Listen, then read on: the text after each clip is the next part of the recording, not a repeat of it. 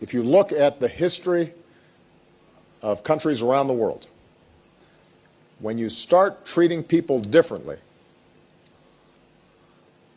not because of any harm they're doing anybody, but because they're different, that's the path whereby freedoms begin to erode.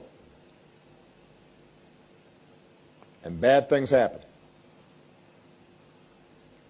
And when a government gets in the habit of treating people differently, those habits can spread. If somebody is a law-abiding citizen who is going about their business and working in a job and obeying the traffic signs and doing all the other things that good citizens are supposed to do, and not harming anybody, the idea that they are going to be treated differently or abused because of who they love is wrong. Full stop.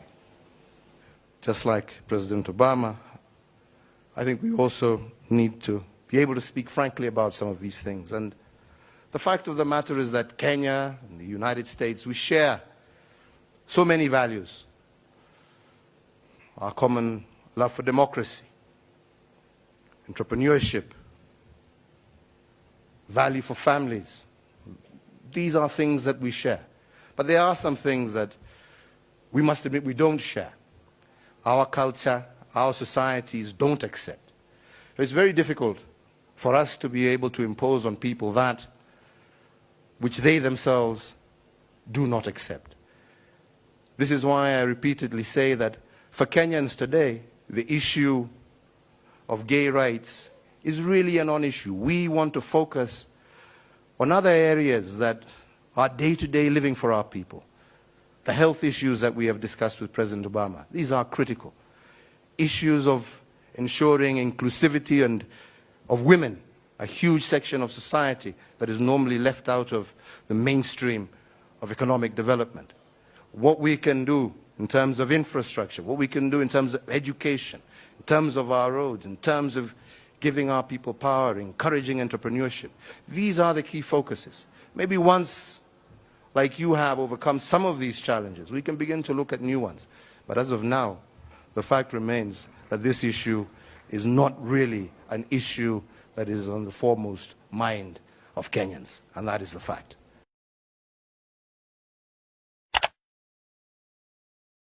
One of the major issues, and it's a holdover from sort of colonial Victorian, is the issue of sexual preference in many African countries. In Kenya, to be gay, the LGBT community is illegal. They just want to have equal rights, the same privacy and equality as all other Kenyans do.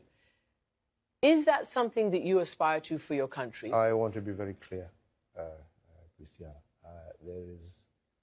I will not engage in a subject that is of no, it is not of any major importance to the people and the Republic of Kenya. This is not an issue, as you would want to put it, of human rights or this. This is an issue of society, of our own base as a culture, as a people, regardless of which community you come from. This is not acceptable. This is not agreeable. This is not about Uhuru Kenyatta saying yes or no. This is an issue that the people of Kenya themselves, who have bestowed upon themselves a constitution, right, after several years, have clearly stated that this is not a subject that they are willing to engage in, yeah, at this time and moment. In years to come, possibly long after I'm president, who knows? Maybe our society will have reached a stage where those are issues that people are willing, freely and open to discuss. I have to be honest with you. And that is the position that we have always maintained. Those are the laws that we have, and those are laws that are 100% supported by 99% of the Kenyan people, regardless of where they come from. So, It's a very you're going to get yourself into trouble. Because what you've categorically just stated is that this is not an issue for us, for the Kenyan people, Yes. and you don't think that the idea of their privacy, their equality, their rights is important. This is, but it's a global issue right now. It's important to them where they are. Why is it not I am important saying to you that it as is president not of the country? important to me as the leader of 49 million Kenyans.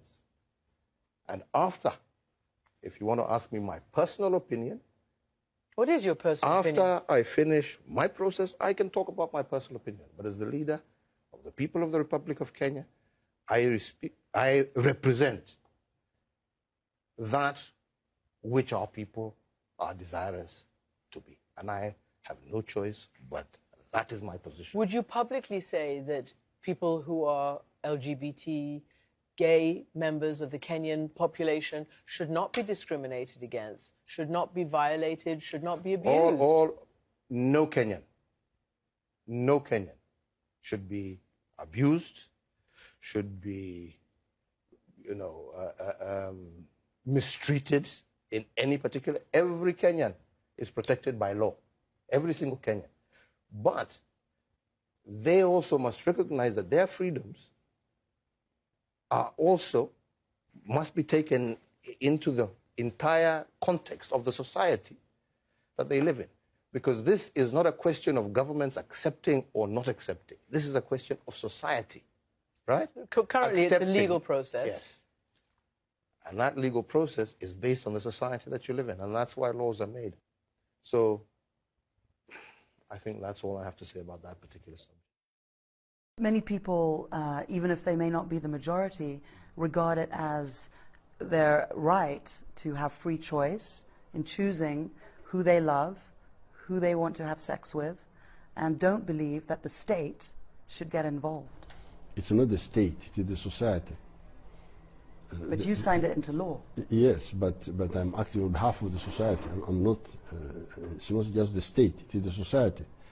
And that's why I would like to advise the Europeans and the Western groups that this is one area which should be a no-go area, because if they want real confrontation with us, this is one area they are not going to make our people budge. Okay, they have told us, and we have told them, and they are the ones who provoked it in the first place. But what about the equality of an individual, as the Western countries would argue, to have the right to choose what they want for themselves? That just by virtue of being a human being, they have certain human rights, and one of which is to express themselves freely in the way that they choose. We cannot accept that behaving unnaturally is a human right. Why not? I was regarding it as an inborn problem. A genetic link to homosexuality. Genetic distortion. That was my argument. But now our scientists have knocked this one out. And once you argue that it is a question of choice, then really you have lost the argument as far as these Ugandans are concerned. Do you think that by signing the bill, you're taking Uganda backwards? Not at all, not at all. Uganda is where it has always been. The Uganda have never supported our society since time immemorial, have never supported homosexuals. What is your message to Western human rights groups, to President Obama, Respect, to lesbian, gay, bisexual, and transgender people? Respect African societies and their values. If you don't agree, you just keep quiet. Let's manage our society the way we see. If we are wrong, we shall find out by ourselves. Just the way we don't interfere with yours. Do you personally dislike homosexuals? Of course, they are disgusting. What sort of people are they? How can you go? I never knew what they were doing. That's how I've been told recently that what they do is terrible, disgusting. But I was ready to ignore that if there was proof that that's how he's born, abnormal. But now the proof is not there. is this about politics more than morality and religion or culture? Not at all. There are many critics that have said this is about 2016. This is about the elections, and the majority of people in this country support what you're doing. They support anti-gay legislation. But why had I refused to sign it? Why had I refused to sign the bill if that was the case? I had refused to sign it because I wanted it, and I was not going to sign it. Maybe they would have changed it for me to sign it until I was confronted by the science, which I demanded from them. You show me whether. But it's made you very popular, signing this bill, even more so than you are. There are people in this country that would vote for you because of what you did today. The MPs will win their seats because of what you did That's today. not my intention. My intention was the truth, the facts, and what is good for our country, our society.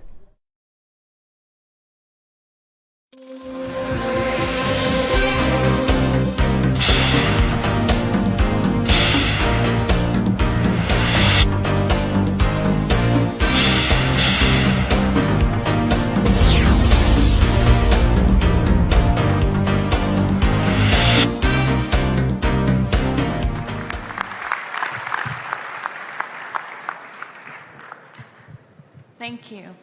Mr. President, you were speaking about a modern Africa, and I'm here with the Bay Area Reporter, which is the LGBT newspaper. And for people who don't know what LGBT is, that's the gay and lesbian community.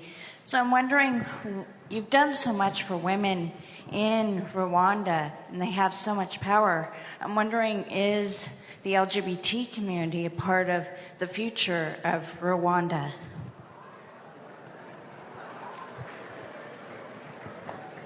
Well, I don't know if I understood what you just asked, but I guess I understand. I have understood. But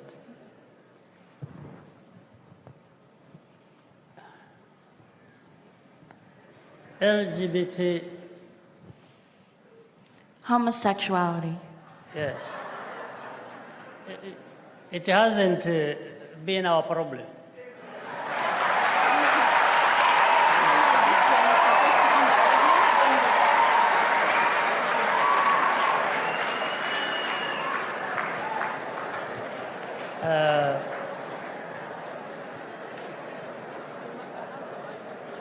And we don't intend to make it a problem.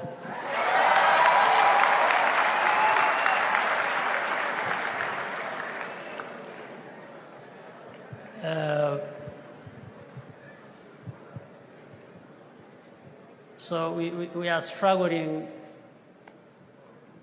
with all kinds of problems we have. And as I said earlier, we want to have everybody involved, participating. That means, as I said, being there for each other again is because we mind being supportive of each other, we mind the stability that comes with allowing people to live in harmony. And I think we've made good progress on that. So this far, since, as I said, that is not a big problem for us, I don't want to make it a problem.